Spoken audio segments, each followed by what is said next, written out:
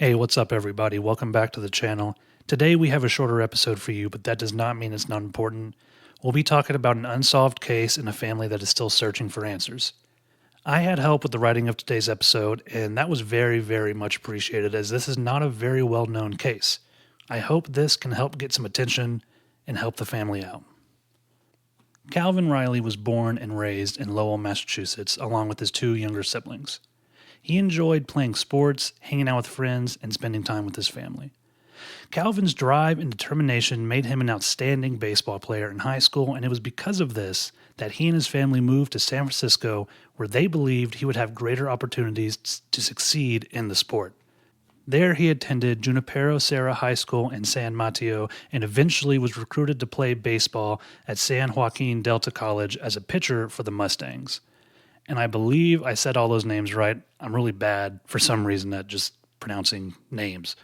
Calvin's head coach, Reed Peters, described him as having an infectious East Coast personality, Irish kid, just fun to be around and always smiling. Peters believed, like many of Calvin's friends and family, that the young athlete's life was just beginning. He was attending a college that had produced 7 MLB draft picks, and it was beginning to look like his own baseball aspirations were on track to become a reality. I think his best years were ahead of him, Reed Peters would later say. Unfortunately, those childhood dreams of becoming a professional baseball player came to a tragic end on August 6, 2016. He was only 20 years old. That night, Calvin and a friend went to San Francisco's aquatic park to play Pokemon Go. I'm sure everyone remembers Pokemon Go. It was gigantic at the time. The augmented reality app that uses a mobile phone's GPS to locate and capture Pokemon. Again, it was at the height of its popularity. I mean, everyone that I knew was playing this game. It was crazy. Everyone was running around just going everywhere and doing it. Some people were even driving while doing it, which was, extremely dangerous.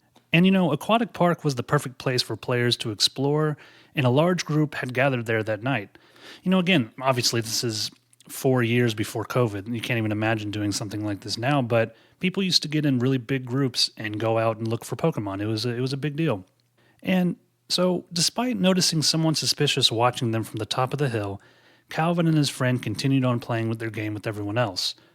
So basically what happened was they're playing their game, and they see someone, and it seems like, Calvin and his friend get a little suspicious. It's dark outside and they see someone maybe looking at them weird. We've all had that sort of feeling. And honestly, sometimes it's nothing. I mean, most of the time it's nothing, but sometimes, it's real. Again, it was dark and their focus was primarily on their phones. So they never really got a clear look at who it was. At some point, Calvin got a little ahead of his friend and walked around a corner, with his friend following behind.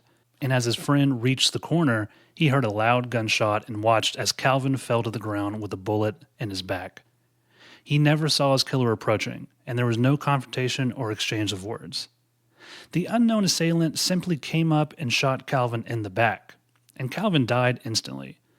The suspect then quickly fled the scene and got into a car. Police believe the man Calvin and his friend saw earlier that night was probably the same one who shot him. Other people at the park reported seeing the same man standing on a hill about 20 feet away from where they were playing. The police have yet to release a possible motive because it's hard to know exactly why, and the reason is they've been able to rule out a robbery. Calvin's phone and wallet were left untouched. And that's the really weird thing about this case. I mean, was it a robbery gone wrong? The thing about his wallet and his phone being left untouched is, maybe the person didn't have enough time to take the wallet and phone, but why would you just run up to someone's back and shoot them and kill them if you were trying to rob them and then not even attempt to rob them? You know what I'm saying? It just doesn't make any sense. And there is a $110,000 reward for information leading to the arrest of those responsible.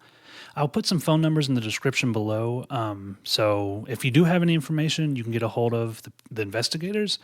But don't call unless you actually have some information. But it will be in there just in case, because you never know who might see this video. There was surveillance at the park, and we have a few cars that I've read about that were at the scene. And one was between a 2006 and 2009 dark-colored Audi A3 wagon, and a 2013 white four-door Hyundai Sonata. And I also came across a 2012 to 2014 Toyota Avalon that was also white. And on the surveillance footage, there are two suspects they think might be involved somehow. One is an African American male, and one is a Caucasian female, and they both got into the white Toyota Avalon and drove away.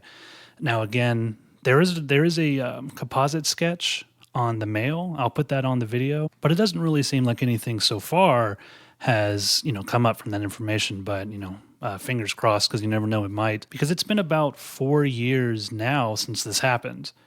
So they're still looking into everything. It's still an ongoing case. There's a Facebook page called Justice for Calvin, and there's also a GoFundMe page set up.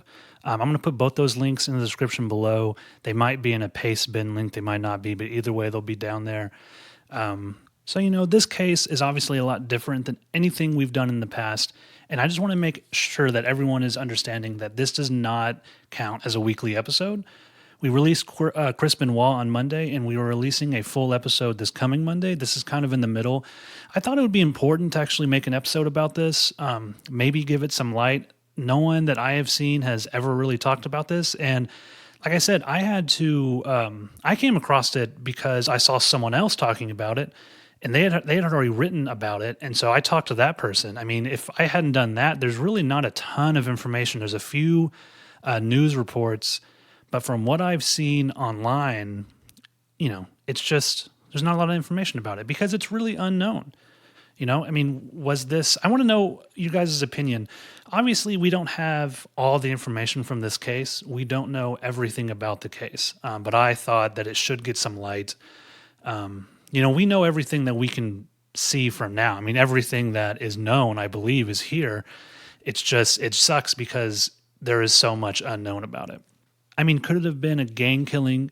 Could it have been a robbery gone wrong? Maybe, I doubt this, but maybe there was some player on some other team. I mean, probably not, but you kind of have to look at all the angles and try to figure out what exactly happened. But yeah, you know what? I appreciate you guys listening to this episode. Again, we have a crazy one coming out on Monday. I am very excited for this next episode on Monday. It's going to be insane. I'm not going to say what it is, but check that one out. It's going to be really cool. Again, if you have any information about this case, if you come across it just by chance and maybe you know something, you can either email us or you can call the numbers that are in the description below. And like I said, check us out next Monday, big episode, and thank you for being here. Holy, one must be destroyed.